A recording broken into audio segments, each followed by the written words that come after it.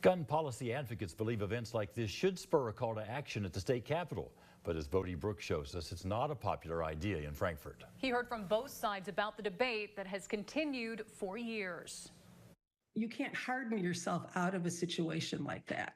And it's clear that something must be done. There is no room for compromise in the Commonwealth of Kentucky on our Second Amendment rights. When it comes to gun policy in Kentucky, there's little to say. The state does not require a permit to purchase, nor require registration of firearms or licensing of owners, and you're free to open or conceal carry without a permit within state lines. To some Second Amendment supporters, this is welcomed, but advocates like Kathy Hobart say Kentucky lawmakers don't take gun violence prevention seriously. Making sure that we do a background check on all gun sales, making sure that we have a law in place that would be able to remove guns from people that we know are dangerous to themselves or others, having a secure storage law. You know, some of those kinds of policies we know prevent gun violence. Whether they would have worked in this particular case, we don't know. Hobart points to actions as recent as a June Supreme Court case, U.S. v. Brahimi, that backed the view the government can remove guns from dangerous people.